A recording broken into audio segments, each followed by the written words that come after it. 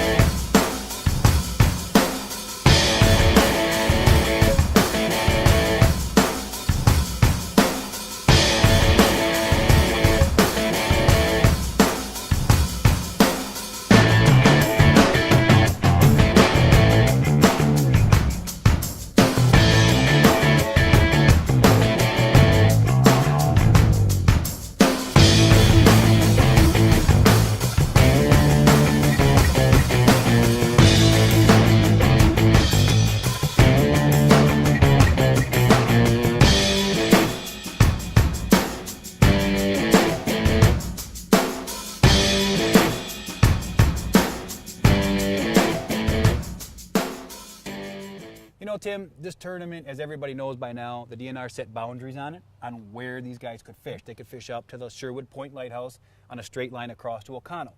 So there was some issues, and we don't need to really get into that because we all know how the issues went. But it kind of dictated where these guys would fish, and for the most part, most of them ran up to right to the boundary edge up in Little Sturgeon, Riley's Bay, Sand Bay, and most of them did their fishing up in that area. Right, and we kind of knew beforehand that tournament, you and I sat down and talked where some of these guys were going to fish, but what really surprised me, some of the fish that came out of the Fox River, just an unbelievable, and it's one of those spots you overlook it, but it's right down there, right out where they're launching out of, and there were some really nice fish caught. Yeah, we talked about that even before the whole boundaries became an issue. We talked about that maybe the winning baskets could come out of the river, and potentially they still could have. And they was actually a pretty consistent bite. Some of the most well-known pros were actually in the Fox River fishing. From the De Pere Dam all the way down to the mouth, there's a lot of smallmouth bass and a lot of largemouth bass in that river that a lot of people just don't take advantage of. And the one thing cool about these tournaments is the pros highlight areas like that because they don't know, so to speak, where you're supposed to fish and not supposed to fish. And they highlighted the good fishery in the river as well. It's one thing when you got pros, 100 pros that come to your town. They find those spots that normally you would never fish. And look at the tournament was won between the Fox River and Sturgeon Bay. And Kevin VanDam had some great insight on some of that. How they found that spot and what they looked for. And it was a really good interview. Absolutely, we got a chance to talk to him before we did the interviews with the second place finisher Brandon Palaniuk and the winner, his nephew Jonathon VanDam, and how Kevin and Jonathon found that spot. Well, we're here with Kevin VanDam, and he's no introduction at all to all the bass fans out there. But Kevin, something kind of special today. Your nephew just won his first major tournament in the Elite Series. Yeah, it's a big deal. I've kind of watched him grow up. Took him to Bassmaster tournaments before, where he was in the co-angler program. So he kind of learned. I watched him grow up learning around tournament fishing. We're a family of it. My brother was the same way with me starting out. So it's kind of cool because there's a lot of there's been father and son teams like Denny Brower and his son Chad and Guido Hibden and Dion Hibden and the Lane brothers are both out there, but it's not really been anything where there's a guy and his nephew. I'm his uncle, and so it's kind of a neat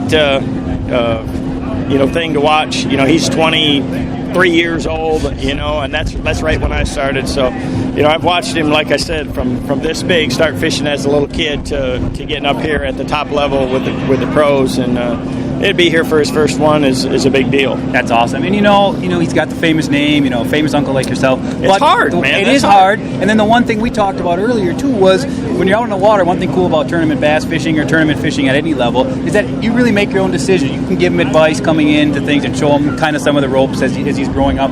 But like you said, once you're out in the water, he's making his own decisions. He's making his own choices on what to throw and where he's going, and it shows you how good an angler he is in his own right. Yeah, confidence is something that I think the VanDam family is born with, but you still have to have that experience, that time on the water, and you got to make mistakes, and that's how you learn from it. Up to this point, his 2 years out here, haven't been the best. He's had some good tournaments, but he's had some tough ones. But the big thing is every time you need to learn, and you got to apply that to the next time. And today at 11 o'clock he didn't have a fish, and he didn't. A lot of guys would have gone to pieces, and he just kept fighting and battling. He knew what was out there. We've been talking all week long, sharing information about the area. We were fishing the same general area, and you had to adapt to the conditions each day. And I was just hoping. I knew in my mind after I saw how his day started. What he ought to try and do, and that's exactly. He changed locations to another area that we talked about earlier in the week, and they were there. You have to find that clean water. So he was smart enough to see that, and he did a great job. Caught the biggest bag of the tournament. It was a beautiful day. He had a great bay, and I'm sure you wanted to win it yourself, but this has to be the next best thing. Yeah, without a doubt. I knew when I found that spot that it had the winning fish on it, and when we got to talking, and that he found it too, it's like there was enough for both of us to be there, but only one guy can win. And I just wasn't able to get a few of them in the boat yesterday and the day before, and that's really the difference. Is you got to capitalize on those opportunities. It's not like we were catching 100 fish off the spot. You just get a handful of bites, but they were big ones. And if you lost them, it was heartbreaking. And for him to start out losing 2 today like that, and then to come back, that's a big deal. Yeah. One thing we get asked a lot when we were talking about we were going to be down here interviewing some of you guys,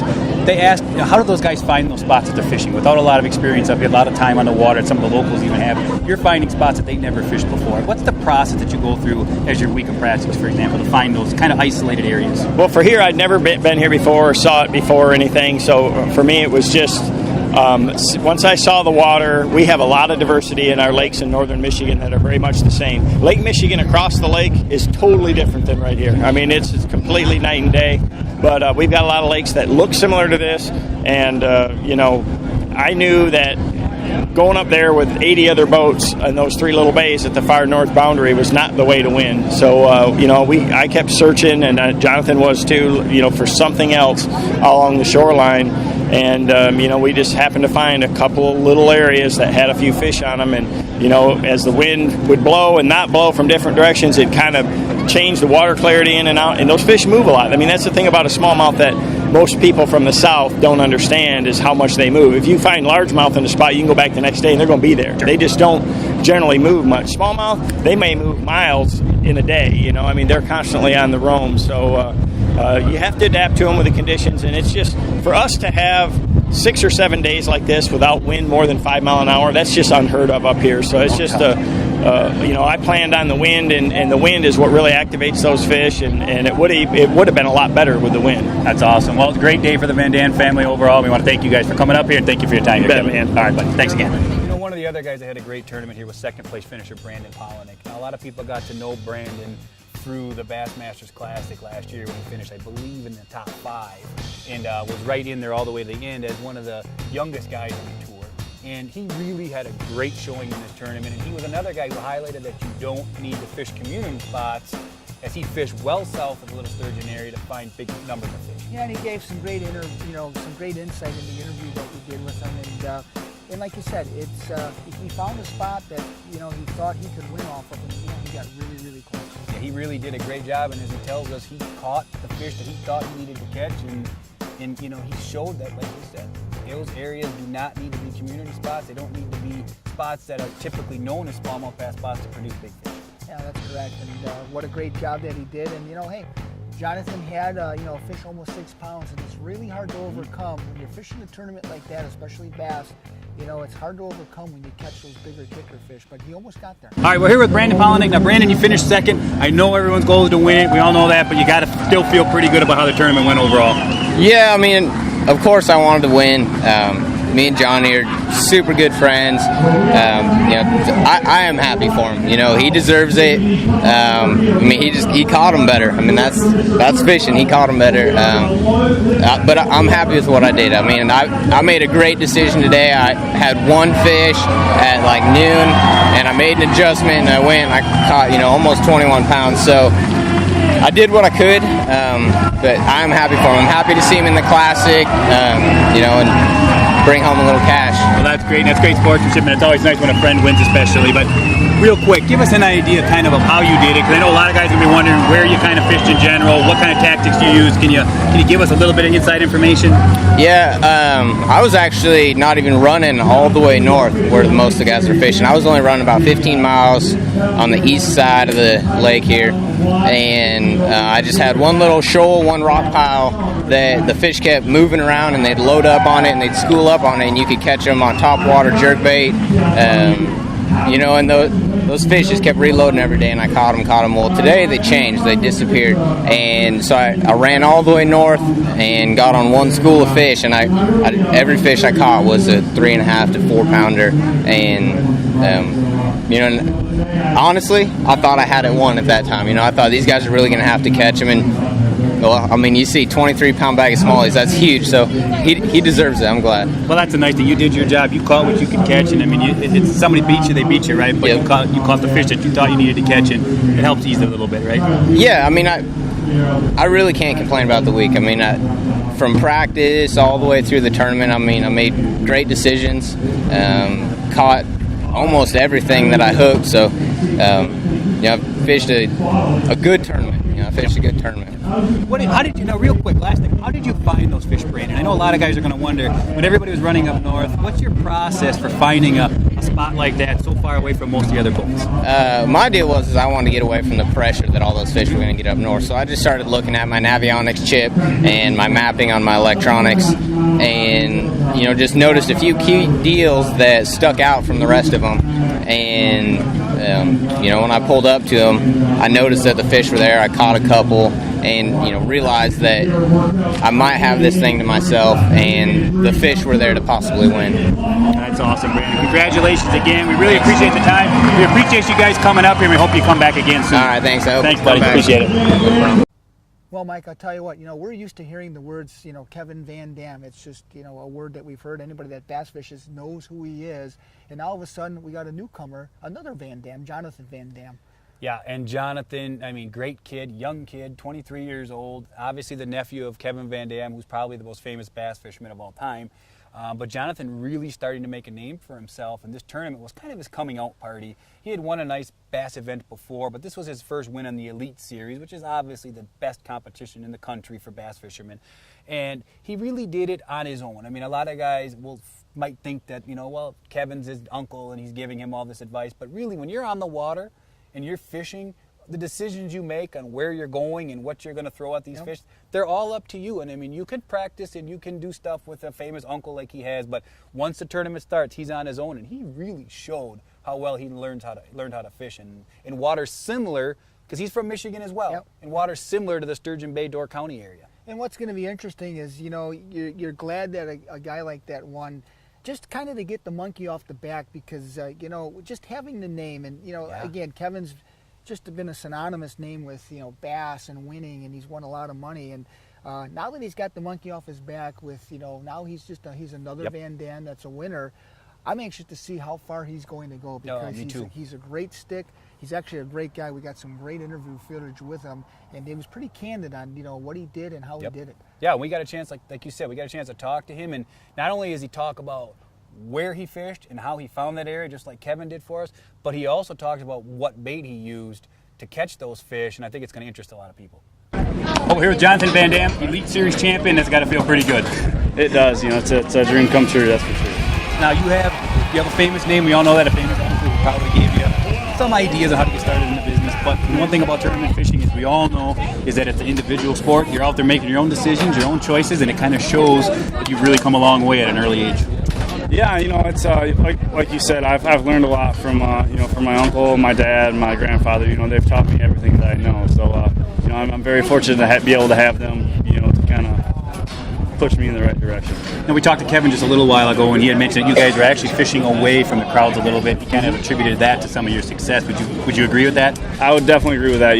The first couple days, first 3 days or so, those fish up there, the Sturgeon Bay area, they got pounded on, absolutely pounded on. There's lots of guys, and like Kevin said, we were the only two in the area, and that definitely helped out a lot. We were able to manage the fish a little bit better, and not worry about other people, catching them too much. So did you just spend a lot of your practice time getting people ask, how do you find an isolated area like that so different from everybody else, and then it produces? Did you concentrate on finding a spot like that, or did you stumble across it, or what was the process? I kind of stumbled across it. It's an area that looked really similar to a lot of stuff that I fished at home. So I really tried to make sure, and once I figured out there was some fish in that kind of stuff, and I kind of tried to run that pattern and find as much of it as I could.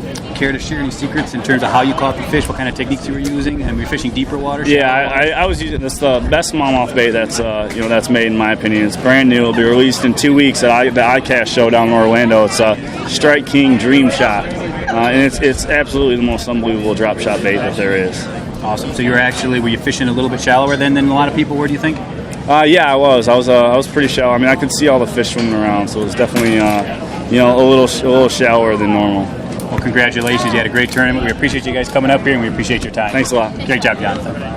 Tim, Jonathon had a great tournament, but not only did he have a great tournament on the water, but the whole bass event was an outstanding run product, in my opinion. The people, the media people to work with were outstanding. They gave us full access, and not only that, but the fishermen. I mean, long, hard days on the water, and when we came up to them afterwards, they want to get home, back to the hotel rooms or whatever, but they were willing to take time and give us some information, and I really appreciated that. Yeah, even the town of Green Bay, everybody did a great job down there, but, we did a lot of interviews, and, we're only showcasing a few of them here for this show, but, if someone wants to go and see the rest of them, those are still available. Yeah, absolutely. Just go to our website at www.fishdoorcountytv and check out our Facebook link, and that'll take you to our page where we have many interviews from Ish Monroe to Skeet Reese, Dean Rojas, Tommy Sanders. The list goes on, and there's some really informative stuff. And if you're interested in learning a little bit more how to fish this fishery, or how to take advantage of some of the great fishing that those guys got in on, they'll give you some great tips in those interviews and some ideas on how to get it started on it. That they will.